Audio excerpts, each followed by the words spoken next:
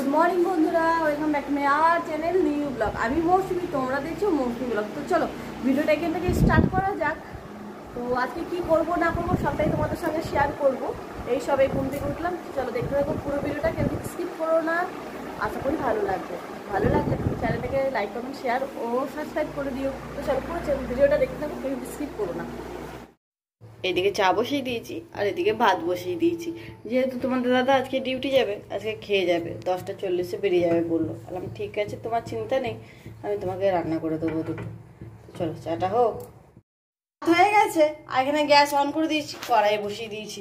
এইদিকে নিয়ে নিয়েছি ভেন্ডি ও পটল, এগুলো ভেজে নিই, আজকে বেশি কিছু করব না। তোমাদের দাদাভাই যেহেতু ডিউটি যাবে আগেই বলেছি। তো চলো ভেন্ডিটা পটলটা ভেজে নিই। এই যে কড়াইয়ে তেল দিয়ে দিয়েছি, তেলটা গরম হোক। আর এখানে আমি পটলগুলো নুন হলুদ মাখিয়ে রেখে দিয়েছি, এইগুলো ভালো করে ভেজে নেব লাল করে। তেলটা আমার খুব সুন্দরভাবে গরম হয়ে গেছে, চলো একে একে পটলগুলো দিয়ে দিই, দিয়ে ভালো করে ভেজে নিই।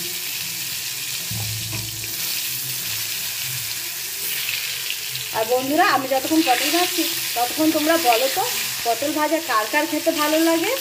হ্যাঁ, অবশ্যই কমেন্ট করে জানাবে কিন্তু পটল ভাজা কার কার ভালো লাগে। আমার তো খুবই ভালো লাগে, তরকারির থেকে এই ভাজাটা বা পটল পোস্ত খুব সুন্দর লাগে। তোমাদের কার কার ভালো লাগে আমাকে অবশ্যই কিন্তু একটু কমেন্ট করে জানিও। কমেন্ট না করলে কী করে বুঝবো বলো তোমাদের পটল ভাজা ভালো লাগে, তাই না? তো তার জন্য কিন্তু কমেন্ট করতে হবে যে বৌদি ভাই বা দিদি ভাই, আমার কিন্তু পটল ভাজা খেতে খুবই ভালো লাগে।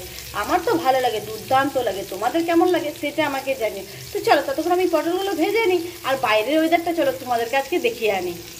বাইরের ওয়েদার দেখতেই পাচ্ছ কতটা রোদ দিয়েছে। আর কি বলবো, আজকে 37 ডিগ্রির ওপরে তাপমাত্রা উঠে গেছে। জানি না কি করে কি করব। দেখতেই পাচ্ছ কতটা রোদ, তাকানো যাচ্ছে না, একদম তাকানো যাচ্ছে না। আর গাছটাতে আজকে দেখছি অনেকগুলো জবা ফুল ফুটে আছে, তো দেখতে ভালোও লাগছে। তো চলো জবা ফুলগুলো পরে তুলবো, আগে আমি রান্নাটা তো সারি, যেহেতু তোমাদের দাদা ভাই ডিউটি যাবে খেয়ে। তো চলো এবার রান্নাটার দিকে যাই। আর ওইদিকে দেখো, জয় কোথায় গেছিলিস?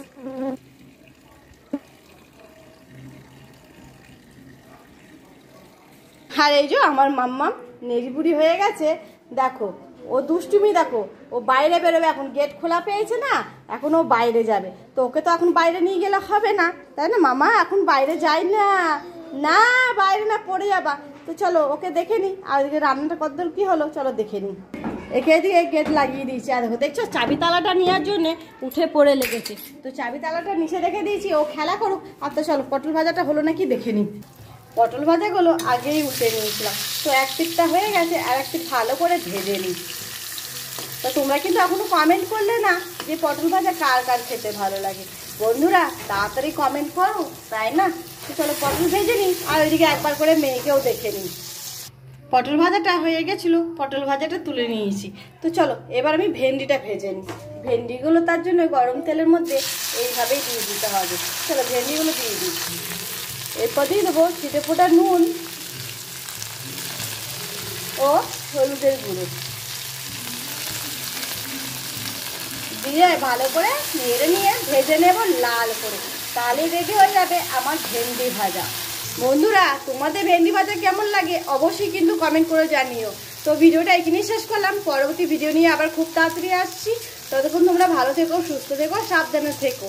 তো হ্যাঁ, ভিডিওটি ভালো লাগলে অবশ্যই লাইক কমেন্ট ও চ্যানেলটাকে আমার সাবস্ক্রাইব করে দিও। টাটা।